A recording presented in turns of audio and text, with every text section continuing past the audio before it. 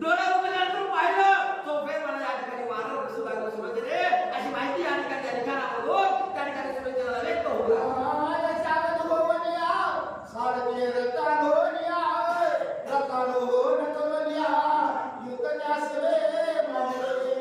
मग या ठिकाणी मी सावध झालो, ओळखला युद्ध केल्याशिवाय पर्याय नाही.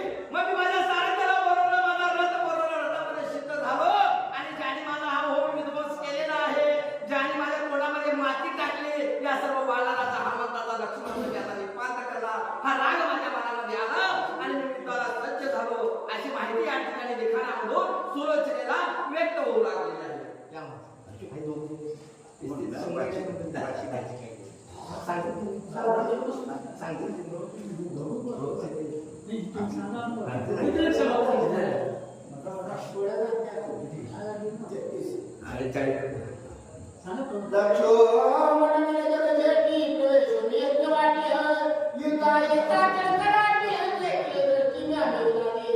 मी ओळखलो लक्ष्मण त्या ठिकाणी आलेला होता.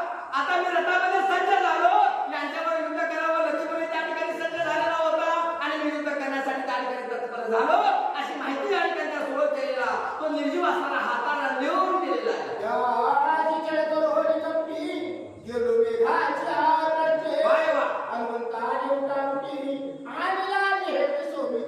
मी कपट केलो कारण समोरासमोर लक्ष्मणाला मारणं हनुमंतासकट वरहात करणं माझ्या पापाला जमत नव्हतं. मी कपटकार असताना केला आणि ढगाच्या पाठीवर जाऊन थांबलो आणि तिथून बाणाचा वर्षाव सुरू केलो.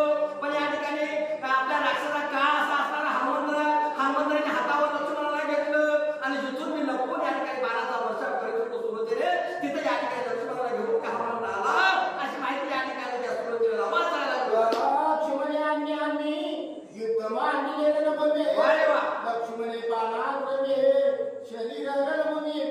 लक्ष्मणाचं आणि माझा युद्ध घोरांतर झालं. न भूतो न भविष्यती, मागे कधी झालं नाही आणि भविष्यात कधी होणार नाही असं युद्ध माझा आणि लक्ष्मणाचं झालं. पण नागराज झाला. रामभक्त असा असणारा निश्चित रामाच्या व्यक्तीमध्ये या ठिकाणी उदाहरण करणारा वावरणारा लक्ष्मणापाशी मी हारलो, एक पाऊल मागं झालो आणि माझं शिरकमन उडालं अशी माहिती या ठिकाणी त्या जो का भुजा होती या ठिकाणी इंद्रजिताची ती लिहून या ठिकाणी देत होते आणि सुलोचना ऐकू लागली.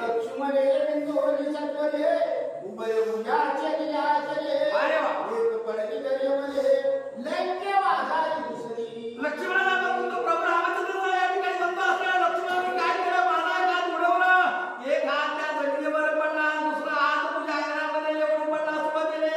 अशी अवस्था त्या रणराच्या ठिकाणी लक्ष्मणाने माझी केली.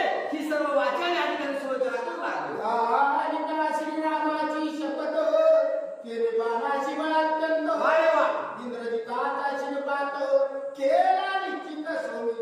इंद्रजिताचा शिरच्छेद कसा झाला, लक्ष्मणाने बाण मारला पण बाण मारण्याच्या अगोदर त्या बाणाला शपथ घातली. जर माझा या ठिकाणी रामाची शपथ त्या बाणाला घातली, रामाची शपथ घातल्यामुळं त्या बाणाची ताकद शतपटीने या ठिकाणी वाढली. माझा नाविलाज झाला, मला काही करता आलं नाही, माझा हात उचलला नाही, मला धनुष्याला बाण सुद्धा लावता आला नाही आणि त्या बाणाला माझं शिरकमल मी घेऊन टाकलो असं या ठिकाणी त्या लिखाणामधून सुलोचनेला वाचायला मिळालं.